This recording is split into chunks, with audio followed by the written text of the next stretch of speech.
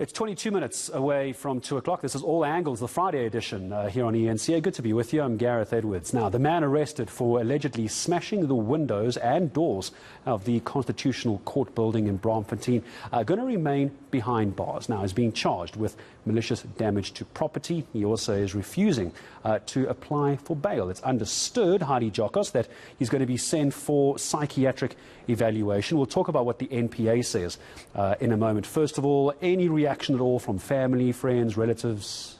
So today in court, it seemed as though there were some family members of the accused. We do understand that afterwards we actually went and asked the family member, we suspect it's his brother, his name is Benjamin, whether or not he would be willing to speak to us. And he said he would rather wants to consult with the rest of the family before he agrees to speak to us. But I must just say, Gareth, that when the accused appeared today in court, he seemed very calm, he seemed very assured of himself, he seemed very aware of the situation. So when we did ask the eNCA whether or not he will be sent for psychiatric evaluation, the eNCA says that investigations are underway and they will only determine at a later stage whether or not he will go for any psychiatric evaluation, because we do know he has been convicted in 2010 for murdering his girlfriend. I was about to ask you about that previous conviction as well, because I saw a couple of people on Twitter asking me to ask you about parole.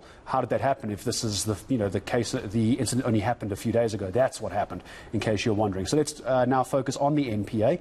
What did they have to say about the whole situation? Yes, I think we were all really shocked in court today when we heard that the accused is refusing to apply for bail. And the reason for this is because he's probably fully aware that he has broken the parole conditions. We understand he was given parole in 2019. He was convicted of murdering his girlfriend in 2010. So it's about 9 years or so that he had been in jail for murdering his girlfriend, and then he was released on parole. So everybody's very confused how this was possible. When we asked the eNCA, they did say we should reach out to correctional services to get more detail around his parole and that conviction in 2010. But this is probably why he's not being, or rather he's not asked the magistrates court to be released on bail, and the likelihood of that would have been very slim, because if you've broken parole conditions and you've just smashed the windows of the national key points, it might have been a little bit difficult for him and he might have been in a difficult position. But he remains in custody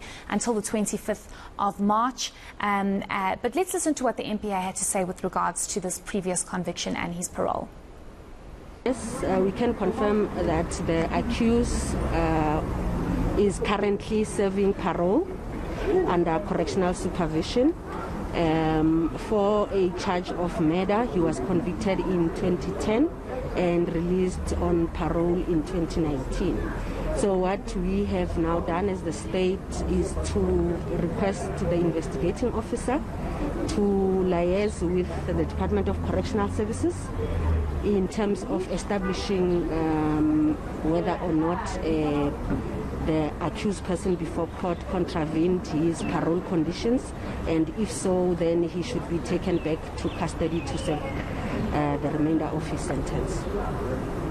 All right, just before we let Heidi Giokos go for the moment, these are actual photos from the incident, from the window itself. I mean, this is a fair amount of damage that we're looking at here. This is all with just a hammer, wasn't it? I mean, do we have any idea how it played out on the day? I can't imagine someone just walking around smacking windows and no one reacts, Heidi, until the police arrive. That couldn't have happened. That is exactly what happened, Gareth. He walked up to almost the back end of the Constitutional Court and started smashing the windows and the doors, and there was quite extensive damage. We know we actually went past the Constitutional Court after the court case, and they're already starting to repair. They've actually cornered off the whole area. But it seems as though the accused walked up to the windows and the doors and started smashing the doors and the windows, and then security, I think, tried to say, move away, what are you doing?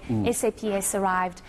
We do understand that several shots were fired as warning shots until the accused eventually stopped and he was arrested on scene. That's very, very severe damage. I think we're going to have more visuals of that a little bit later, Heidi tells us as well. Heidi Giokos, for the moment, thank you as well. You can see the damage left to the windows. No doubt it's going to be replaced in the coming days. My thanks to Heidi Giokos.